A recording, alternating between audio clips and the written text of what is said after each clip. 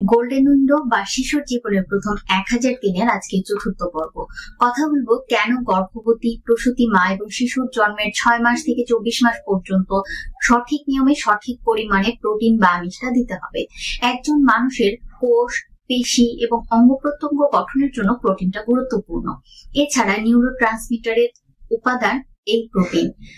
মানুষের মস্তিষ্কের সঠিক বিকাশ এবং জৈবিক কার্যকলাপ যেন ঠিকভাবে হয়, সেজন্য প্রোটিনটা খুবই গুরুত্বপূর্ণ। আমরা এই প্রোটিন বা আমিষ থেকে পাই? সাধারণত দুইটা সোর্স থেকে। একটি হচ্ছে উদ্ভিজ, আরেকটি হচ্ছে প্রাণীজ। উদ্ভিজের মধ্যে আছে ডাল, বিভিন্ন ধরনের বাদাম এবং বীজ জাতীয় যে সবজি আছে সেগুলো। আর প্রাণীজর মধ্যে আছে মাছ, মাংস, ডিম এবং দুধ এবং দুগ্ধজাত খাবার।